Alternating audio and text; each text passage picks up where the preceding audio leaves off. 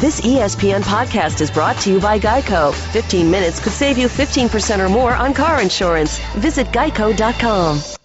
The BS Report is a free-flowing conversation that occasionally touches on mature subjects. The BS Report. The BS Report with Bill Simmons. Welcome to the BS Report, taping this on a late Wednesday morning Pacific Coast time. It's Smart Guy Wednesday. A little bit later, we're having my old Jimmy Kimmel Live writing partner, Rick Rosner, who allegedly has the highest IQ in the world, he claims. But he's going to talk about his resurgent Twitter account. He actually doesn't know why I'm calling. We're going to confront him about his Twitter account.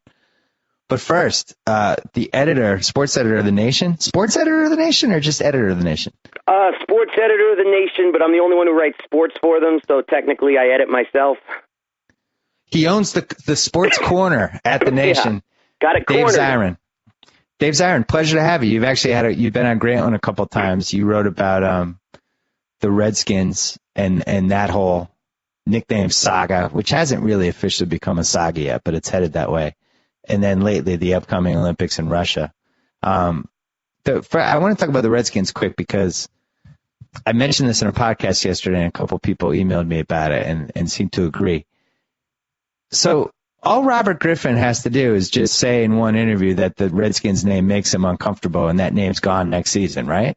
Oh, absolutely. I mean, if Robert Griffin III said, I want to change the name of the team to the Washington Subway Sandwiches, just in a brilliant bolt of corporate synergy, it would happen within 24 hours. Dan Snyder would say, do you want it to be the 6 inch or the foot long? I mean, that's how much sway and power RG3 now has in this town. That's how much cultural capital he has in this town. And whatever Robert Griffin III is, Daniel Snyder is his polar opposite. And listen, we'll get to bash Snyder in a second because there's a few things I enjoy more than that. But the interesting thing about Griffin, so he has this power at his fingertips, and I'm sure he knows it. I would say out of the athletes that we have now who are either famous or relatively famous, he seems like one of the most interesting ones and one of the most thoughtful ones. And I'm sure he's thought about this, right? I mean, have you heard about him really thinking about this, or do you feel like this is something he's going to wait till after the season to really pursue?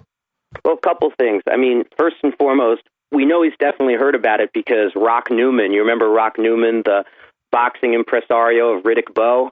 Oh, God, Rock Newman was a guest at RG3's wedding and was tweeting his objections to the Redskins name from the wedding reception. Oh, no. So it's come home for RG3, no question about that. Robert Griffin III has not said anything public about it, but on the day that the D.C. City Council took a formal vote saying that if the Washington Burgundy and Gold were ever to return to the Washington, D.C. actual city environs, because right now, of course, they're in suburban Maryland, that they would have to change the name. The day that happened, RG3 sent out a tweet that bemoaned political, as he put it, political correctness in the land of the free. But there were actually several things that were happening around that time, and it was not necessarily clear that that's what he was addressing directly. But no, he has not said anything about it yet. But pretty soon, I got to tell you, this is something that DeMaurice Smith said when I was talking to him about this, the head of the NFLPA. He said at some point, RG3 is going to be asked about it, and he's going to make, because he's a very savvy guy, a consideration about his own brand and whether or not the brand of having a team called the Redskins is too much for him to be able to take on and shoulder. And then he'll make a statement, and that's when you'll see this turn from a long simmering debate into a toboggan ride towards change. And that's going to happen. You're right. I didn't even fully consider that part. You're right. In the next month, somebody's going to ask him with a lot of cameras and microphones around, and he's going to have to decide on the cuff whether he wants us to be on or whether he wants to just say the stuff athletes say when they don't actually want to say anything and just kind of hope the moment passes and somebody asks him something else. And hopefully he'll know that whatever he says, I mean, the main way I think people are going to judge him is whether he sticks to it. I mean, we recently had a pretty ugly episode here where two of the absolute Washington football legends, I mean, people who never have to buy a drink in this town, that would be Darryl Green, although I don't think Darryl Green drinks, and Art Monk, And both those Hall of Famers spoke out. It sounded like they were speaking out against the name, saying it was offensive. And then that was a huge local story here. And Darryl Green came out the next day and said, no, I love the name. Please don't misconstrue what I said, even though the previous day he'd said something opposite. And that's the sort of thing that RG3 does not want hanging over him, like this sense of indecision, lack of leadership, lack of character about what he thinks. Whatever he does, he's going to come out clearly and he's going to come out strongly. And I think the reverberations in this city are going to be seismic. Are they, is there a group out there that's saying the opposite? Because usually when this stuff gets super interesting is when there's two sides and you can kind of see the arguments from both sides. In this case, I would find it hard to believe like there's media people coming out and be like, no, we have to keep this name. It's tradition. I don't care if it hurts people's feelings. Like nobody's making that point, right? No, that's what's so funny is I was on Outside the Lines talking about this, and I know that some of the producers there, and they had the toughest time trying to find somebody who could argue the pro-Redskins name position.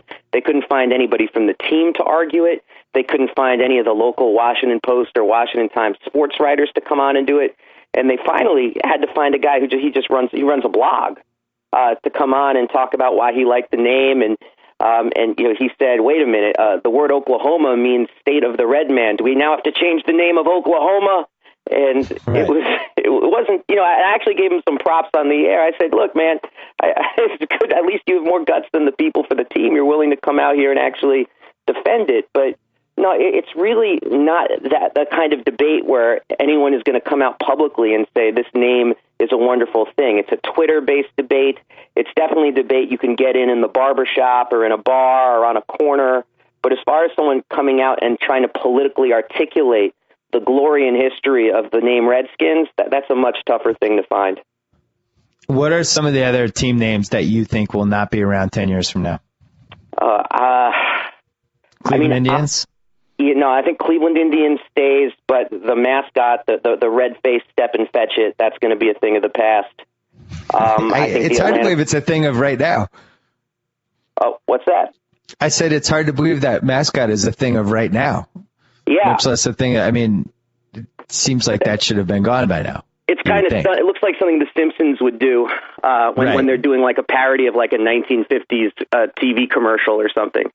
Right. And that I think will be gone. I think the Atlanta Braves will move back from the more savage brave face. But no, I really think Redskins is the only one. I said this on OTL. I'll say it here. I think within 5 years, despite what Daniel Snyder says, it's going to be announced that they're going to do a slow transition away from the name Redskins, because it's the only one that you can't hang the tribute hat on. It's the only one that you can't say, wait a minute, this is out of respect for the warrior culture of Native Americans. And of course, a lot of people have a problem with it being described that way. But you can't do that with Redskins because of George Preston Marshall, the guy who named them, and his own history as a segregationist. I mean, that makes it incredibly difficult to make it as if in some way, in any way, historically defendable. I'm working on a mailbag, and one of the questions was from somebody who asked how long the street that leads into Fenway Park is called Yawkey Way, and it's named after the Red Sox owner Tom Yawkey, who owned the team for 44 years, who was also the last baseball owner to integrate his team with anybody other than white dudes. And Howard Bryant wrote a book about this. It's pretty tough to make any other case other than that this guy was a bad racist. And the street is named Yawkey Way, that you walk down when you're walking to Fenway Park. And when you think about like now, this decade and next decade, you try to correct some of the things that, we're kind of on the line of being okay at some point, but now clearly aren't that great. Like, how far do we go? Is that something where at some point do we change the name of that street because this guy was a racist? Where's the line? I mean, it's a great question. You see, I'm one of those people who thinks that it's actually healthy for a society to even debate all these things. Like, people also sometimes say, like, why don't we change Notre Dame Fighting Irish? Do you think that's offensive? And I say, no, I don't find it offensive, but if someone else does, have them make their case the same way we make our case around the Redskins. Let's have a public debate about it, and let's see what public opinion actually is. I think there's a strong case to be made about Yawkey Way, of saying, well, maybe that's a name that more belongs in a museum about Red Sox history than something that leads to the gates of the stadium itself. But let's discuss it then. I don't think we should be afraid to have those kinds of discussions. And actually, I read Howard Bryant's book as well, and one of his arguments about the Red Sox and the history of segregation that's so sharp is that he makes, one of the cases he makes is that Yawkey was really responding to what he felt like the will of the community was, which would not accept an African-American player. Yeah. And that needs to be part of the discussion as well when we talk about the history. But no, I'm not one of those, the things great about history, you should erase the history that makes us uncomfortable. But I think it needs to be contextualized. Like, let's put a Redskins exhibit in the Smithsonian Museum of Native Americans. Let's have a display of it when you walk into FedEx Field in Landover, Maryland. But let's take it off people's uniforms. Yeah, it's tough for me because I'm a white guy, and I don't know how I'd feel if I was a black guy and I was walking down Yawkey Way about to go see my baseball team, thinking about the fact that I'm walking down a street named after a guy who wouldn't let black people play on the team way longer than any other baseball owner. But on the other hand, this is before 1960. Like, a lot of things were horrible before then, and a lot of things wouldn't have flown now. And I don't think people would have behaved in a lot of the same ways now. And I think that's one of the things when you watch 42, and it's so jarring I didn't even really like that movie. I thought it was interesting, and I was glad somebody did it, but I thought it was about as generic of a take as you're going to get on it. But, it's jarring to watch the way some of the players treated him, and somebody like Dixie Walker, I forget the name of the Cardinals manager who comes up so badly. Phillies manager, Harry Chapman. Yeah. So those are Ben Chapman, right?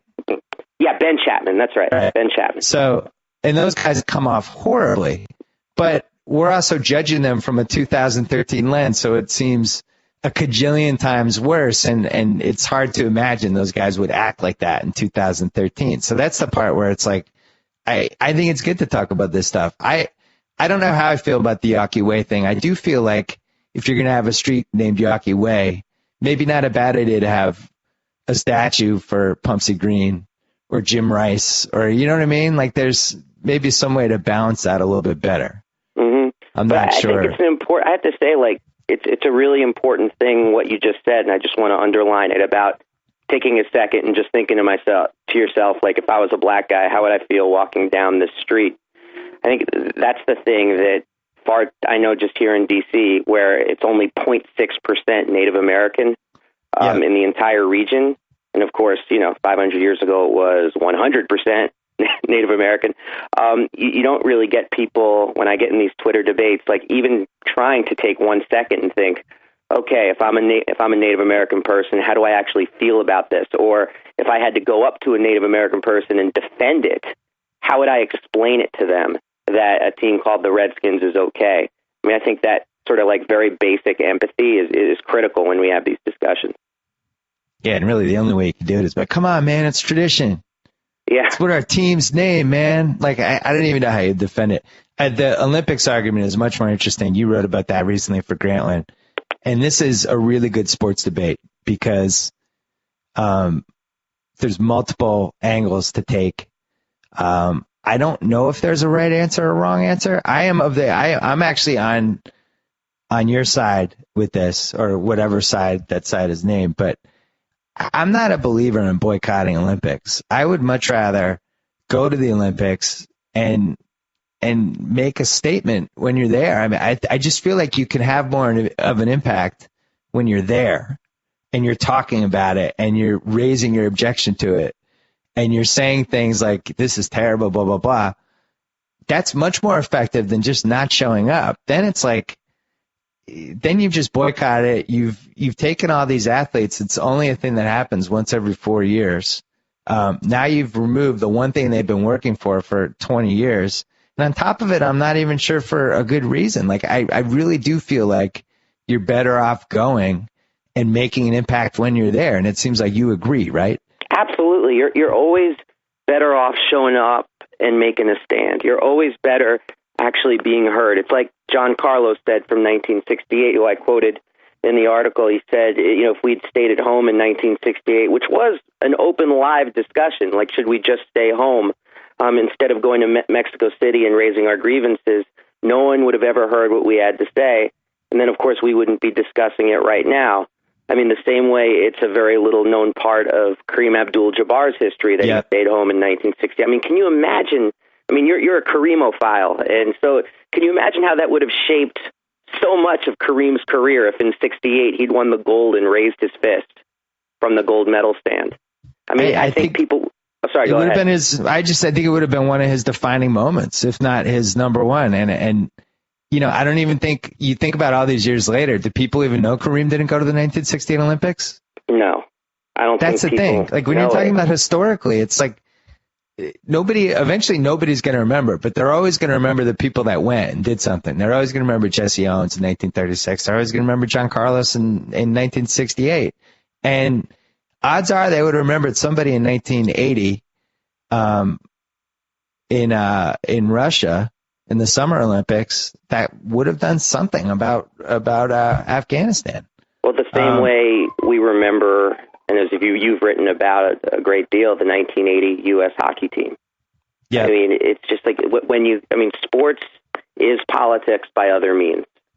And when there are political expressions on the sports field, they become these kinds of iconic moments that we discuss and debate and have an impact. Because let's face it, a lot of people read the sports page and don't read the front page. A lot of people go to Grantland and don't go to nytimes.com. And so a lot of people learn about politics through sports, like the most basic education.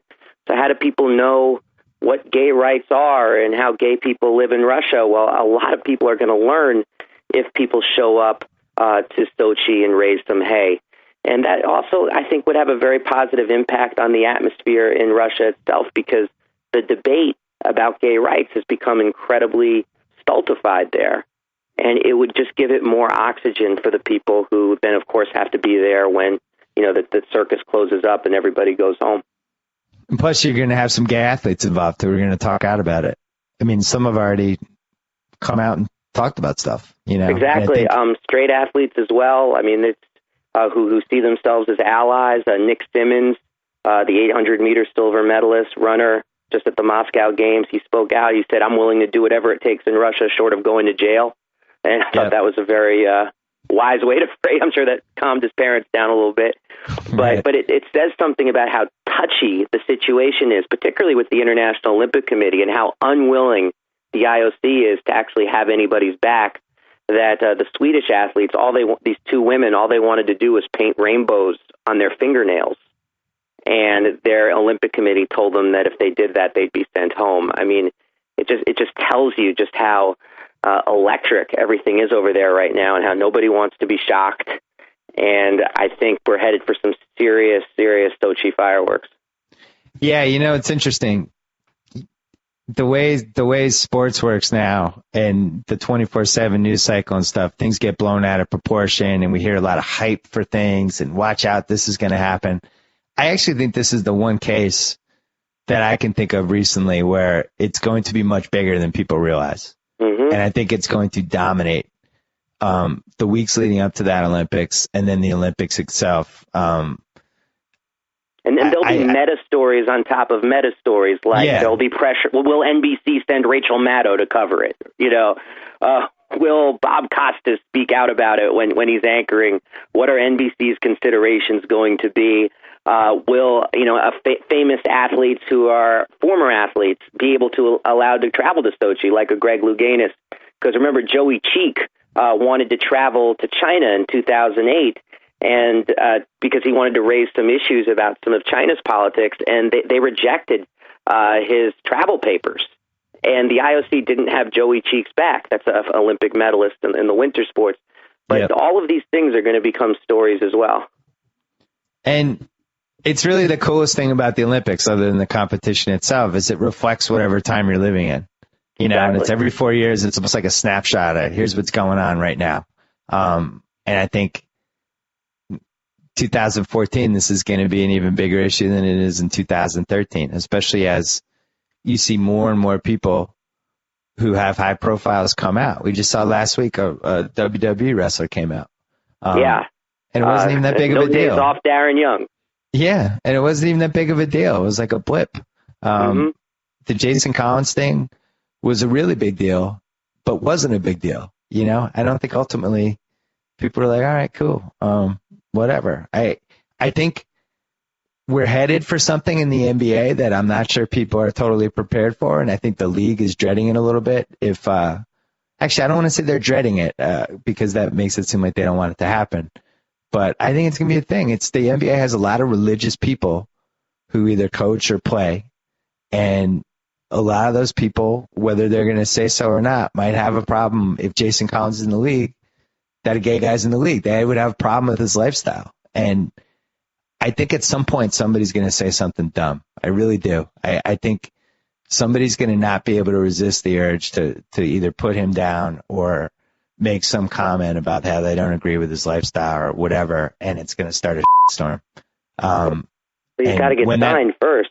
I mean, he's got to get signed, and you know it's really interesting. I'm glad I remembered to bring this up.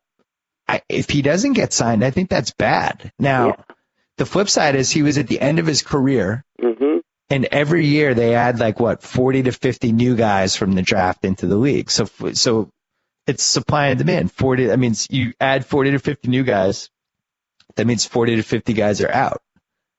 He's I think right there on the out list. It's interesting that I think it's pretty awkward with your two franchises, interestingly enough, because when I think of you, I think of course, the Celtics and the Clippers.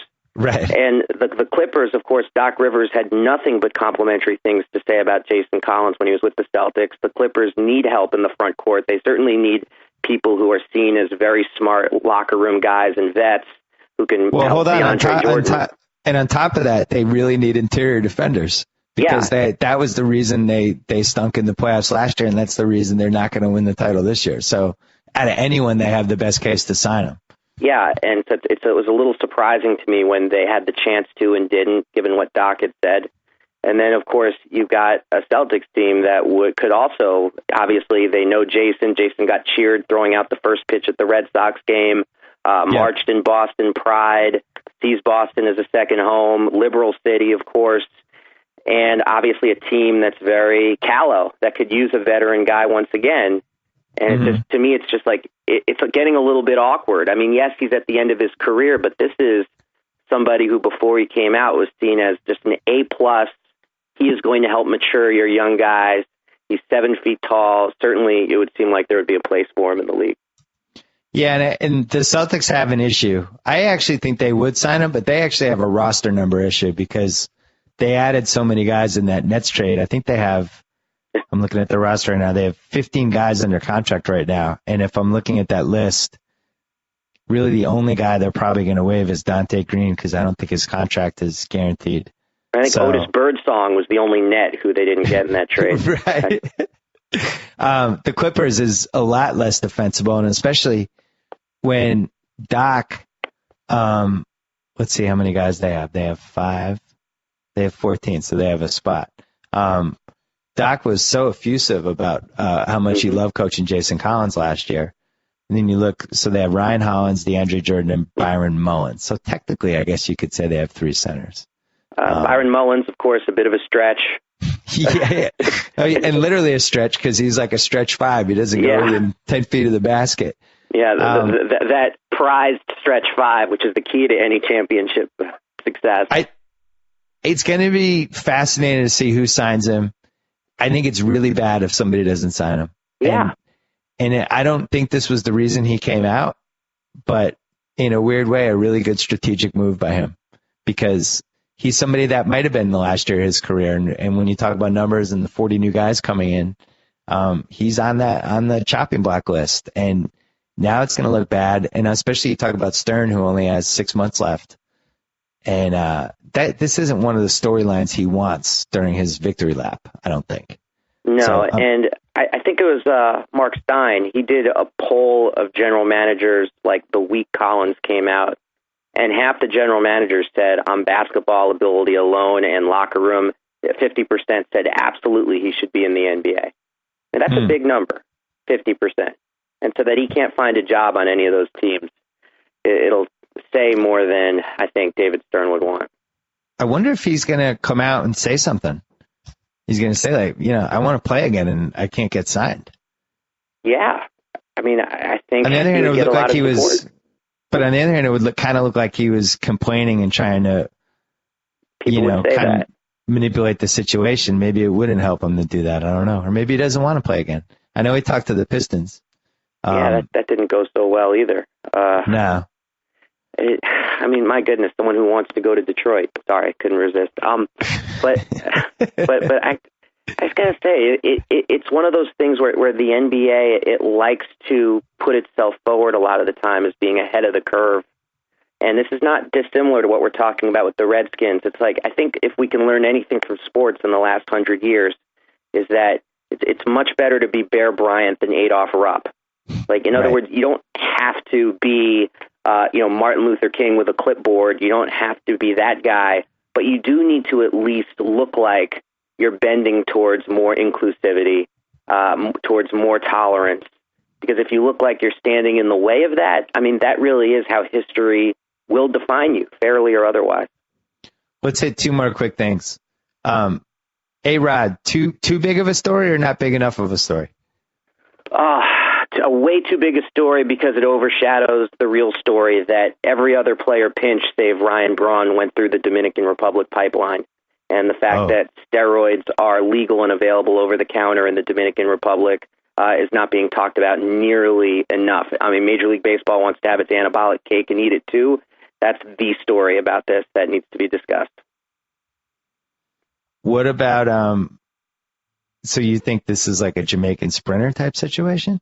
I'm making zero comments about Jamaican Sprinters. If you knew my neighborhood, you'd know that would get me in some trouble. But I do want to say, though, that there's something about baseball's pipeline through the Dominican, which now accounts for 1 out of every 3 minor league players in the league, where there's so much that goes on in terms of pharmaceuticals that baseball does a see no evil, hear no evil approach to.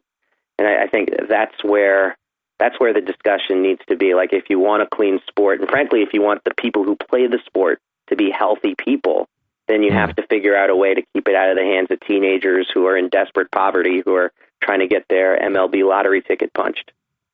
I think it's funny that 38-year-old A-Rod, who hadn't played for half the year, who has now been traced to basically a career of using PEDs, comes back and looks as strong as ever and went center field bomb at Fenway on Sunday. And nobody's really focused on that part of the story. It's like, well, you're 38. How are you still doing this? And you were allegedly cheating this whole time. It's almost like, what does he have to lose at this point? And also, and I'm not obviously making any reckless inferences here, but a huge part of the story, too, as big as the Dominican pipeline part, is the fact that only, I think, 3 of the players caught in biogenesis ever actually failed a test. And so the issue of the sophistication of masking agents is also a big deal. So, I mean, that how do you do it? And here's my question: like, why do we care so much with baseball, and yet we don't care with football? And these guys are getting these 4-game suspensions left and right. We don't even know what they tested positive for. And it's like, oh, all right. So the Seahawks lost 6 guys from their defense. Yeah. Oh, well, are they back for this year? How's that going to affect my office pool? You know what I mean? It's just weird how, depending on the sport, we get fired up or not. I get it. I think fans are realists about baseball and fantasists. I mean, realists about football and fantasists about baseball. People, I think, get more than ever that football is insanely violent, and so we say whatever someone has to do to make it through the week for our entertainment, we're willing to turn the other way. But baseball, as idiotic as it is, we so want to believe that Walter Johnson could win 20 games today, and that it's this level bar graph that's been going on for 100 years, and that's what makes the game unique and special, even though there's a million ways you can poke holes in that. You said, you mentioned we were talking about possible topics by email that we wanted to talk about, and you wanted to talk quickly about stadium construction in bankrupt Detroit. Damn, I thought you were going to say you want to talk about why Rocky V is the best. I was going to save that for the tail end. Damn it. Okay, then I just stepped on your lead. No, that's all right. So tell us about Detroit. Your move, to use wrestling parlance. Well, I did this book called Bad Sports, How Owners Are Ruining the Games We Love. And one of the things I did before writing the book was I did a tour of the Midwest to all the cities that used to be the backbone of U.S. manufacturing and industry, Cleveland, Detroit, Milwaukee. And one of the things that all these cities have in common is that they have these publicly funded stadiums. Billions of dollars have gone into it, and it's become a substitute for urban policy and a kind of panacea for deindustrialization. I mean, the problem is that, A, it doesn't work. Every economic study shows it does not replace the manufacturing sector in terms of what it gives back to a city, and you just have to go to Cleveland or Detroit and see that. And B, and this is the bigger issue, is that the kinds of jobs it creates aren't anything close to the kinds of manufacturing jobs that a whole generation of Americans raise their families on, because they're low wage, they're obviously very transitory, they only take place during the season, and yet you still have this stadium addiction that goes on with public funds being poured into it that magically turn into private profits for very few people. And I would argue that just from the studies that I've read, that it's very destructive to the future of our cities. And it's not to say that I'm against urban investment at all, but the kinds of investments that we do, we need to look at this much more carefully. I mean, this one economist said if you just dumped $1 billion on a city and just let people pick up the money and spend it, it would actually do more for the local economy than building another football stadium. See, I almost felt like I feel like everybody already knew this, but I guess you're right. Nobody does, because I think it's idiotic why would we use public funding in 2013 to build anything for rich billionaire sports people? Like, we've been burned so many times. I felt like Miami was the last one. Yeah. Like after Miami's baseball stadium, that was like, all right, so now we're done. But then you watch what's happening with this Kings thing, and the fans are chipping in for half of the stadium. Oh, it's unbelievable. And it's like, it's a fool me once, shame on you, fool me 4,523 times. What the hell is going on here at some point? And I don't know what it's going to take. I mean, you saw what was happening in Brazil last year, where you had masses and masses of people in the streets. And this is soccer-loving Brazil. But you had literally millions of people in the streets protesting the public funding of stadiums for the World Cup, saying with huge signs that said, we want FIFA-quality hospitals, we want FIFA-quality schools. Yeah. And someone asked me recently, it's like, when are we going to see that in the United States, given the state of healthcare, given the state of public education? And, I mean, that's a very good question. I mean, that's why I've always called them like neoliberal Trojan horses, because it's like we love sports so much that sometimes we agree to things from a public policy perspective that if it wasn't wrapped in sports, we would reject it. And also, like, I think the couple of successes that have happened, people point to, or they think in their head, like, oh, Camden Yards, that really helped Baltimore. Or, oh, Pac Bell, that really got downtown San Francisco going. But they don't remember the 18 times when the opposite happened. And I just think in this day and age, to help any billionaire owner build a stadium when the only reason they're doing it is either because they want the sweet money so they can just clean up, or they're threatening, they're using this, if you don't help move this arena, I'm going to move to City X. Those are really the only two reasons this keeps happening. And this is why, I wrote about this the other week with the NBA. I don't think they want Seattle to have a team. Right. Because Seattle is their relocation blackmail city now. It's the same thing as Los Angeles with the NFL. So right. You don't play ball, you don't build a new arena with suites that line our owners' pockets. Well, Seattle's right there, and they're ready to build the arena, and they're going to pay for it themselves. And it's actually a good thing for the league to have that. It's like a gun to everybody's head. No, exactly. And Chris Hansen, the guy in Seattle, was trying to get the team there. I mean, it's hard to imagine what else he could have done to bring basketball back to Seattle. And I got to tell you, like, it sickens me that there's no basketball in Seattle. It is such a great hoops town. And top 10 hoops town, and not only Hansen but Ballmer too. They would have one of the richest ownership groups in the entire league. It's like a top 13 TV market, and they're ready to build an arena with their own money. It's crazy, and we're running out of time, but the other part of this that we didn't talk about was the cities that want to host the Olympics. Like Chicago's devastated they didn't get that Olympics. It's probably the best thing that could have happened to Chicago not getting the Olympics, right? I mean, anybody who's ever been on the L train, imagine the Olympics plus the L train, and it equals one of those horrible Sylvester Stallone disaster movies like Daylight. Yeah. It would be an absolute nightmare for the city of Chicago, especially when you think, like, when the Olympics go to a city, what do you get? You get graft, you get terrible police brutality, like no matter whether you're talking about Beijing or whether you're talking about Atlanta, and you get political corruption and graft. I mean, those are things that on a good day, Chicago is honed to a fine art form. And so imagine bringing the Olympics in with those kinds of imperatives already existing in the city. I mean, it would be a nightmare's nightmare. All right, Rocky V, make your 1 minute defense. All right, 1 minute defense of Rocky V. It's the one movie where Adrian isn't lame. She's on the right side in Rocky V at every possible turn. That's really cool. It's got the dude E from Entourage, plays a little bully who gets beaten up by Sage Stallone. Rest his soul. That in and of itself is awesome to see young E get his butt kicked. And it has, I think, the best fight scene of any Rocky movies, the bar fight at the very end. And the scene, I would challenge anyone to watch the scene where Adrian looks at Rocky and says, "For God's sakes, if you don't do it for you, do it for your son.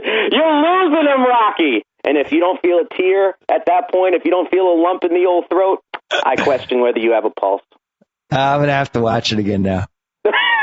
I just remember Rocky V, all of a sudden Rocky's son was like 7 years older. It picks up in Russia, but the kid is now 7 years older than the kid we just saw in Russia who was watching the fight. I never understood how does Stallone screw that up? I mean, heaven forbid we have suspension of disbelief when watching a Rocky movie. But they picked up at the end of Rocky IV, and Rocky IV ends with the little 7-year-old kid cheering that his dad beat Drago. Yeah, well, maybe he just had a growth spurt. I mean, I'm willing to let all that go. I mean, the father-son stuff, him becoming poor again, going back to the neighborhood, Adrian not being lame, the Don King stand-in, movie star Delia Shepard as Tommy Gunn's girlfriend. There's so much to say for Rocky V. So you're going underrated for Rocky V. I'm going top 2 Rocky movies ever made. Oh, what? Profoundly underrated in terms of rewatchability. I mean, you just give it another watch before you reject this out of hand. It's a work of art. John Abelson returns to direct for the first time since the first Rocky.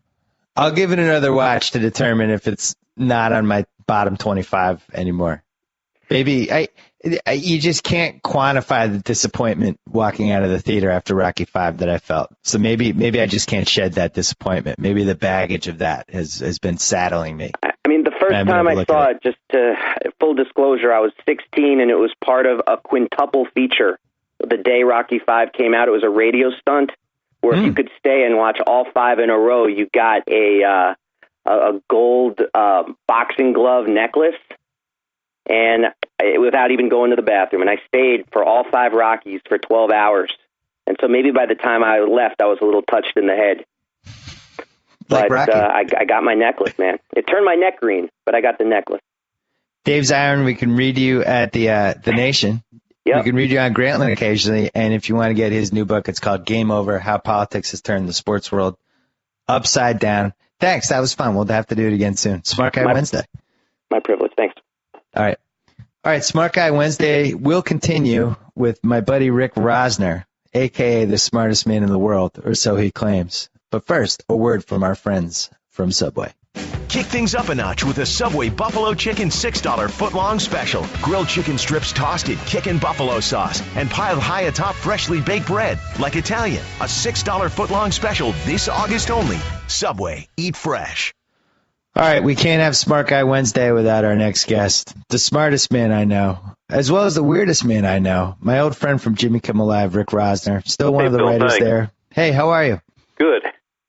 So, we've known each other now since November 2002 when I moved to L.A. Like 10 years, 9 months, and a couple days. Right. And through that time, you've been consistently bizarre.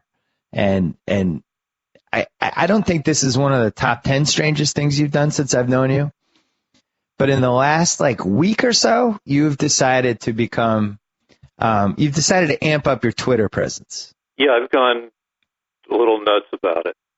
So walk me through this, because I enjoyed your Twitter account in the past because you tweeted intermittently, and every time I saw your Twitter, I'm like, oh, there's Rick. I miss Rick.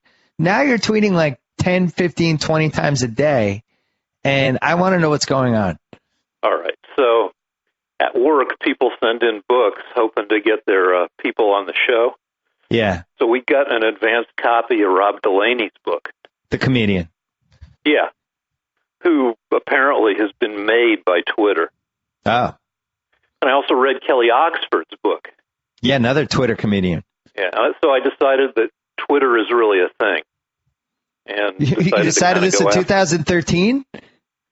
Well, yeah, I'm late to the game. I've been on Twitter for 3 years, but this is the first time I've really made an aggressive effort.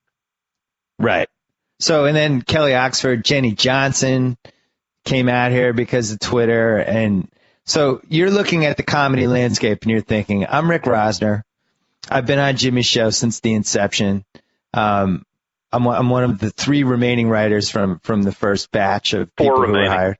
Who's the 4th? You, Sal, Tony. Oh, and Bynes. That's right. You're right.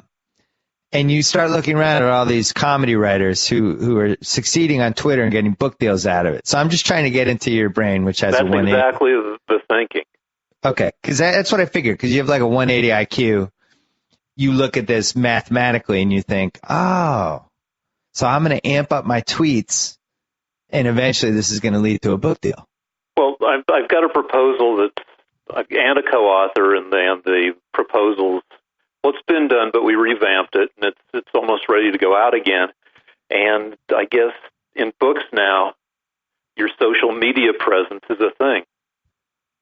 Okay, so now here's the problem: the tweets haven't been very good, and even your own daughter is making fun of you about the tweets. So I don't know if this is helping the cause to get a book deal if the tweets aren't good.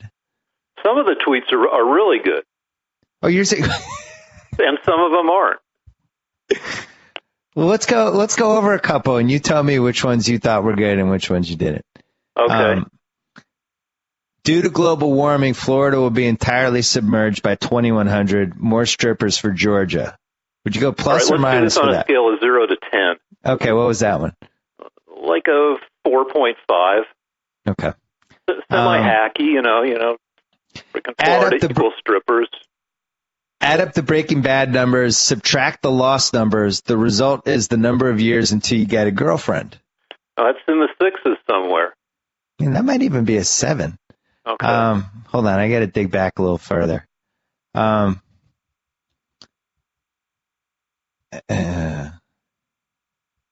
all the founding fathers, Ben Franklin would have been the best at tweeting and making sex tapes. That's on a par with the Breaking Bad one.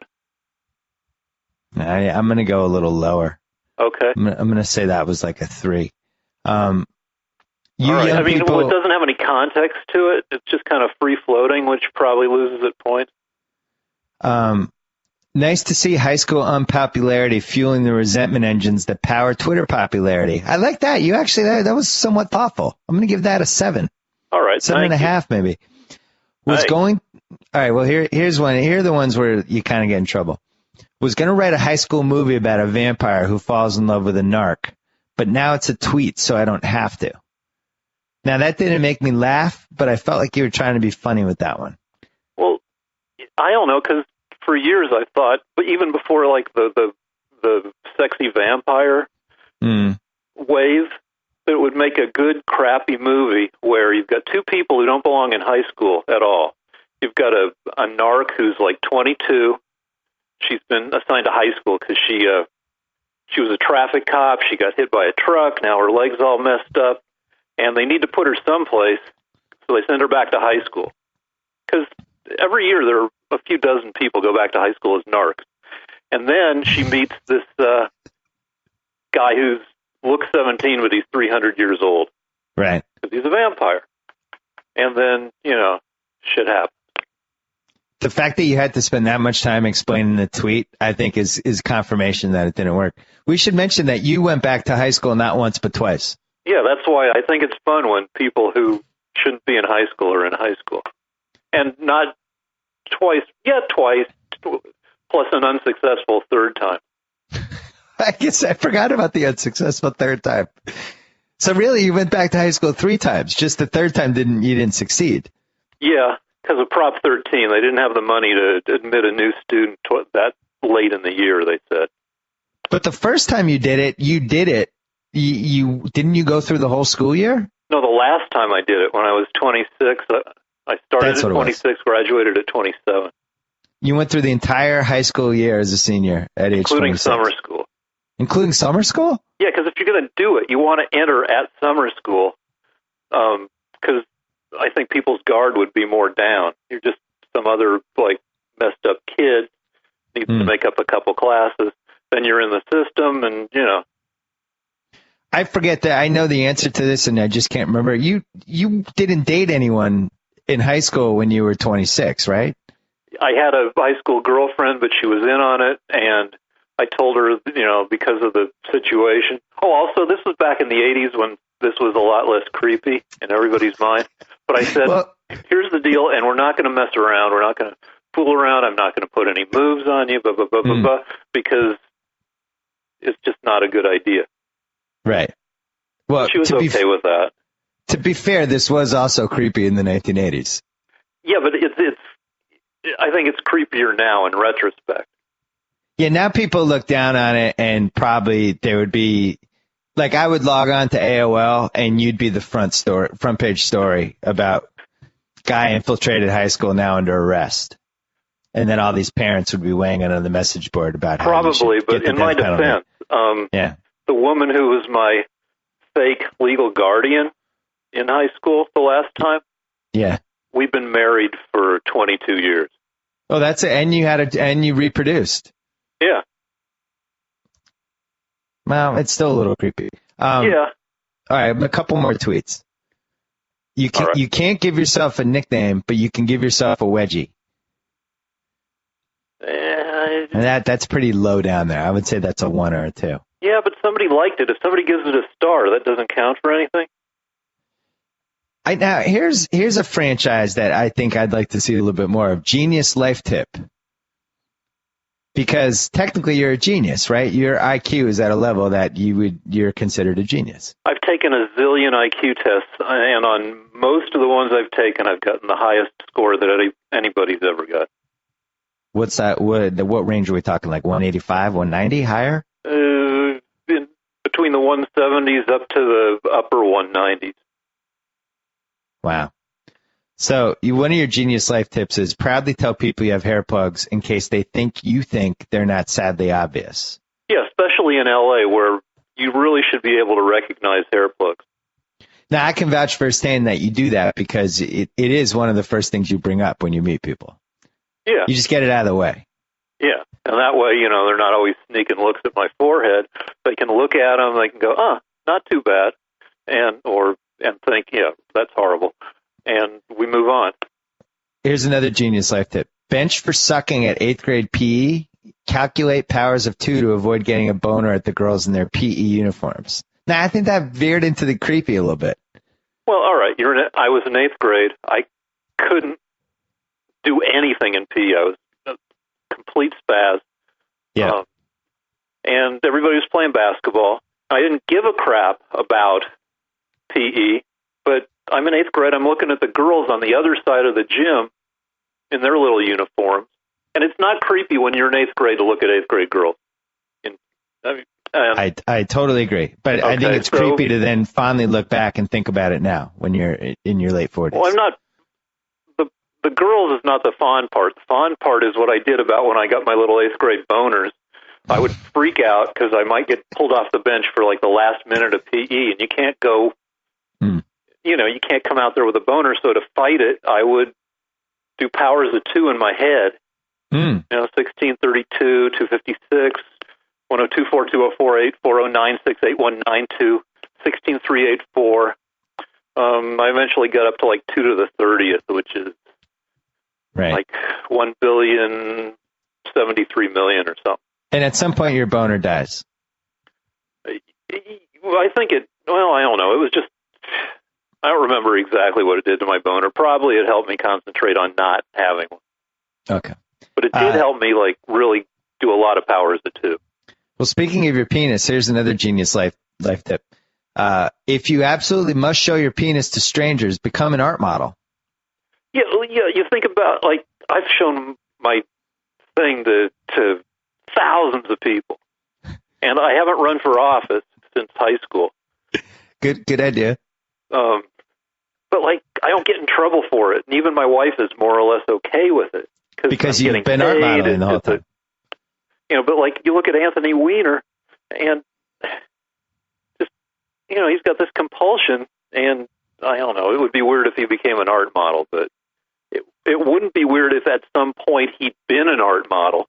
Ronald Reagan was an art model at one point. I feel like it would have been a lot less weird if Anthony Weiner was an art model and was like a big fan of the art and felt like art models were really important and there wasn't enough of them. I would have bought that explanation for his behavior much more quickly than whatever his explanation was for this last round. Yeah, so see, that works. Another genius diet tip. This is interesting. Travel back to 1979 and become a bartender. Between the Coke and the little nylon shorts, you're skinny right up. Well, that's not very practical, but everybody was. People forget how skinny everybody in America was just, a generation ago. People tucked in their shirts. They wore tight clothes. Everybody had jogged around, in those socks with the 3 stripes. Yeah. So I get it. So I'm sure you've thought about Twitter and you figure there's some sort of batting average. Let me ask you a couple questions because I know you pretty well at this point, even though we don't see each other nearly as much as we used to. But we used to spend long stretches of time together in a dark writer's office, and I feel like I have a nice feel for you even all these years later. So I'm guessing first you decide it bothered you that these comedians and wannabe comedians were getting book deals and movie deals from their Twitter accounts, correct? No, it just seemed like a thing all of a sudden. It seemed like a thing. As I poke around Twitter, I'm a little intimidated by how many people have followers in the 6 figures. Right. There are, I read someplace, I don't know if this is accurate, but there are 1.5 billion Twitter accounts. And I'm sure that's going to double in a year. And you're somebody that, let's be honest, doesn't mind attention. Say again? You like attention. You're somebody that you like being noticed and causing a ruckus. So you look at all these Twitter accounts. Now I'm guessing step B, you then went through probably 6 months of tweets from each person who tweeted and tried to figure out if there was some common algorithm that you could steal. Am I right or wrong? Yeah. No, you're right. Now, the third thing you thought of was over the last after the last 10 and a half years, I've written X amount of jokes for Jimmy. And 100,000. He's used, how many have you written? About 100,000. Okay, so you've written 100,000 jokes for Jimmy, and he's probably used... the great majority of which never went anywhere. Right, so he's used maybe 1 out of every 200? No, much more than that, but let's not get into statistics because then I get in trouble. Yeah, but I know you know what the exact number is because that's the kind of stuff you figure out. Yeah, I know. You know within a couple percentage points. Okay. So you figured out all of these now unused jokes that you wrote. At least some of them could fold into Twitter in some way once you knew that your boss would not want the joke. No, well, for the most part, no. I've maybe put on one tweet that originally was I don't know, but very small. What I do have are tropes. Like, I know that wedgies are funny as an idea. So I have that. You can't give yourself a nickname, but you can give yourself a wedgie. So it's just stuff you can, in a kind of hacky way, you can drop in. What can you give yourself? Oh, a wedgie. All right. So. Okay, I have noticed that your Twitter account has gotten better than it did when you went on your first binge, and I was like, oh my God, what is he trying to do? Because well, here's the genius, terrible thing about Twitter. Yep. I shouldn't talk about this. Okay. But you know this. You can buy followers. Oh, you bought followers? I bought followers. You're not supposed to. That's the. I actually didn't. I'd always heard you could do that, and I knew there were like ways to buy like 25,000 followers or things like that. Yeah. But you only have like 3,300 followers. So how many followers did you buy? I bought 2 chunks of 1,000 followers. They're a penny a piece. Probably if you buy like, if I read some statistic that more than 11,000 people as of, I think, last year had bought more than 72,000 followers apiece. Where do you buy Twitter followers? There are probably a dozen companies that sell them. I'm Googling this. There's this thing called Fiverr I haven't been on, but apparently you can hire people to do things for $5. I guess if you go on there are a zillion people selling followers. Oh, wow. There are a lot of buy Twitter followers sites. This is almost like getting plastic surgery, though, isn't it? Or like getting like butt implants? Yeah, but you hope that the number looks good and you don't care when they go away after a while because they're not exactly actual people. You know, you put up a number, it looks okay, people are like, okay, and then you hope that, you know, it's like when you get burned and they replace your skin with this synthetic skin, and eventually your real skin grows back and replaces your fake skin. Well, I remember I signed up for Twitter, I'm going to say it was like April 2009. Okay. And it was really hard. There weren't nearly as many people on Twitter. And I remember it took a little while to get to 30,000. Yeah.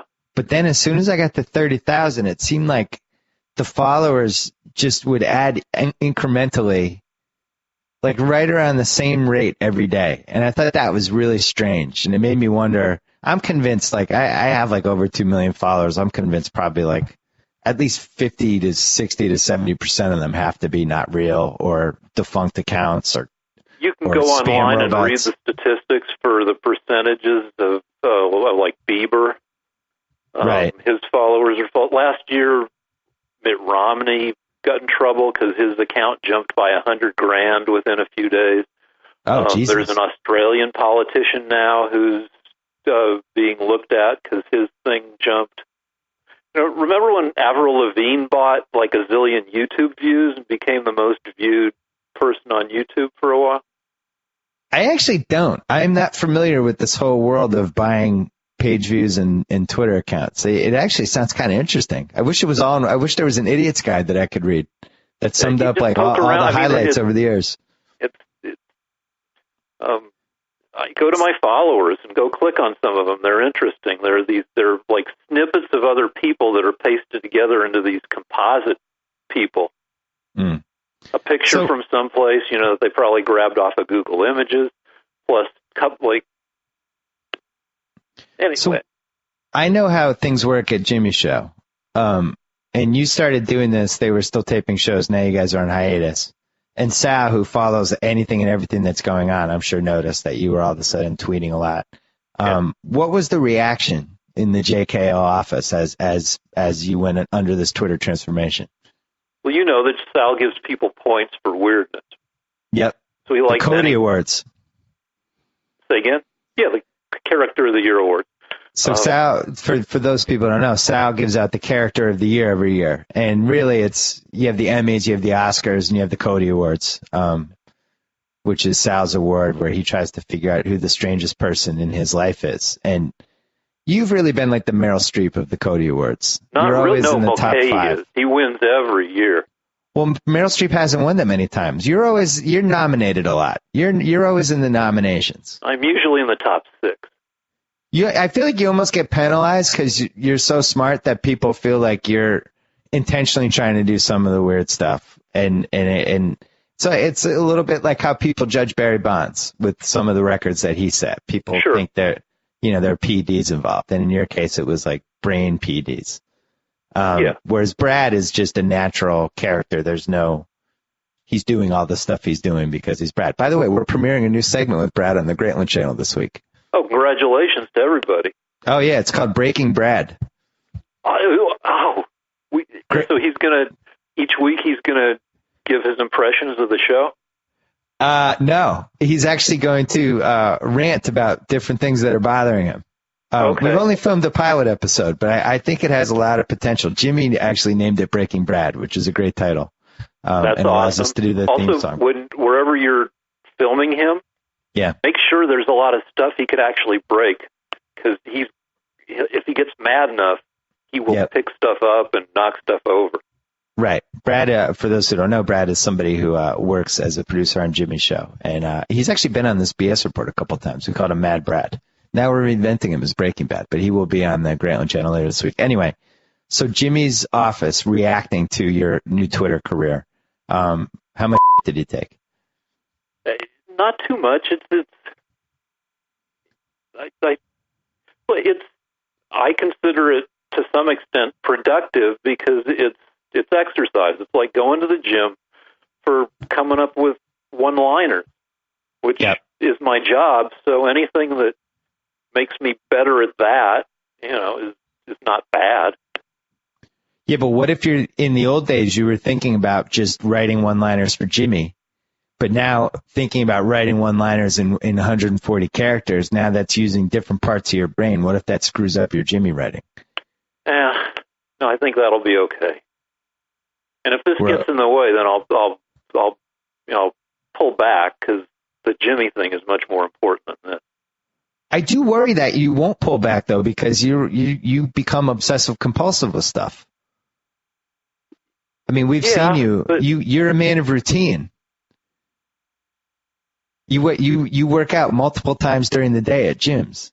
Yeah, but I mean, you can always go to the gym, but you can't always come up with a tweet. Are you still bouncing, or did you give that up?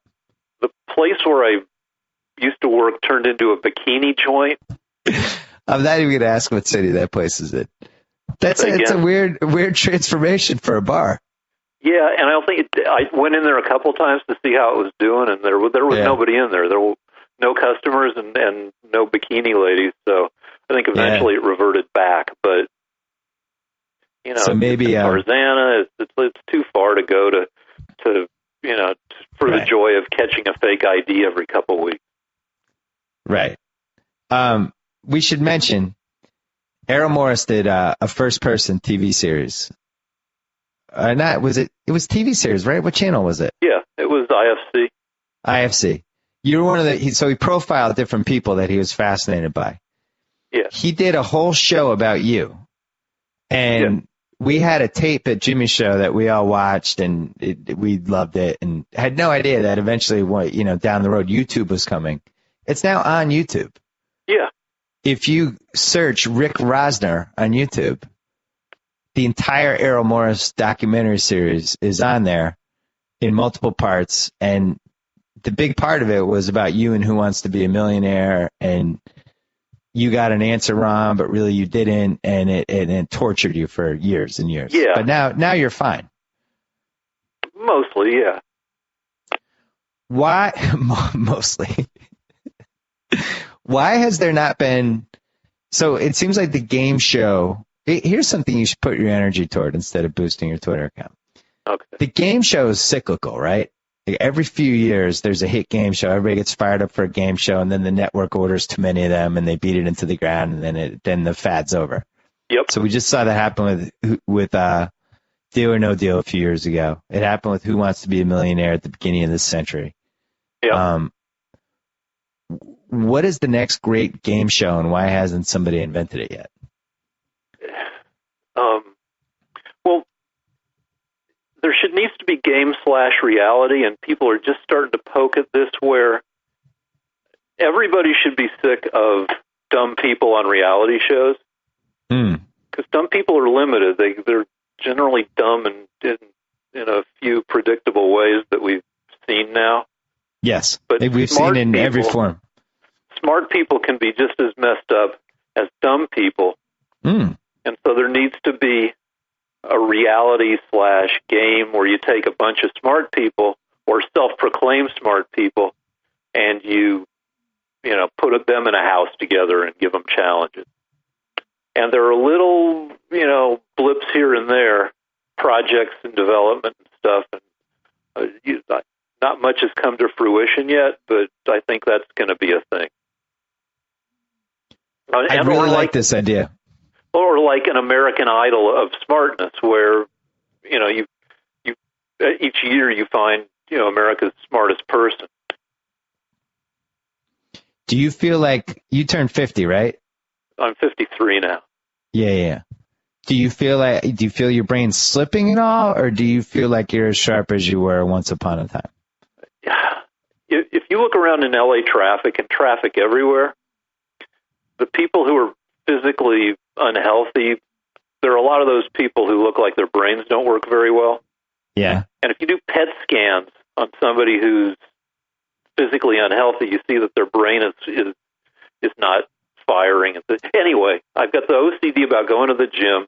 I'm down to under 150 pounds. I take 70 vitamins a day, including all these purported brain things. So I think I'm okay for now.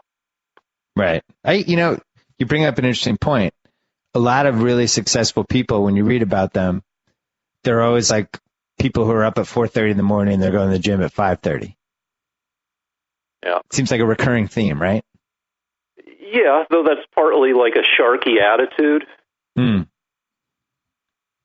So you're not against. So you think that's overblown?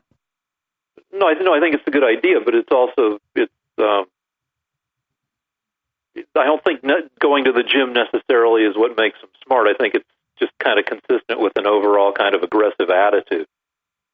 Your daughter's, as a byproduct, it probably keeps their brain working better longer than it would otherwise. Your daughter's going off to college soon, correct? Tomorrow. Oh, wow. Are you going to cry? No, my wife's doing enough crying for all of it. Is she going, you don't have to say what college, but East Coast or West Coast? Way East Coast. Way East Coast? Yeah. So empty nest, potentially. Yeah. This will be interesting. Not potentially. I mean, it's just us and some fish and the dog. I meant empty nest syndrome. Sometimes it doesn't happen. Sometimes it just renews the love between two people, Rick. I think we'll be good. All right, listen. So if you want to follow Rick on Twitter so he doesn't have to buy his followers, it's at Dumbass Genius, which I actually thought was a really good name for a Twitter account. Thank you. I'm a little worried that the tweets aren't better, but I have noticed that they have been improving. It was a really rough start. I'm not going to lie. It was really, really rough. Okay. I think it's getting a little better. I would definitely lean on the people around you at the show, like Sal and people like that, for some help. Okay. I think you might have figured out, like, you have a chance here. You have a chance to get a book, a book from somebody who follows you on Twitter and just becomes fascinated by you and happens to run a book publishing company. Well, the co-author on this proposal is a guy who contacted me after hearing me on your show. Oh. Guy named Mike Scholl. He helped on I Hope They Serve Beer in Hell. Got it. Well, good luck. Thank you, and thanks for having me on. And I'll try to work on quality, but I mean, the problem with my entire life is I really can't tell the difference between a good idea and a bad idea. But that's also one of the most charming things about you. We should mention there is a picture of on your Twitter. The background is a shot of you. It looks like in one of those banana hammock bikinis with a horrified Jimmy behind you. That's not Jimmy. That's Pee Wee Herman. Oh, it's Pee Wee Herman. Well, even better. Yeah. Rick Rosner, thank you as always. Talk to you soon. Thank you, Bill. Bye. So I get to sign off. Whoa. Thank you for downloading the BS Report with Bill Simmons. Too much fun. Check out more podcasts at the iTunes Music Store or at Podcenter at ESPNradio.com. Peace out. Gotta say, Golick, great call on grabbing Subway for lunch and getting guacamole on our subs. Told you this new guac really amps up the flavor. Yep, something adding up things can be great. Guacamole on your sub, a new co-host to replace you. What was that? Oh, no, nothing. Subway now has deliciously rich new guacamole made from ripe Hass avocados with just a hint of garlic, onion, and jalapeno. Discover how new guacamole turns up the flavor on any of your freshly made favorites. Subway, eat fresh.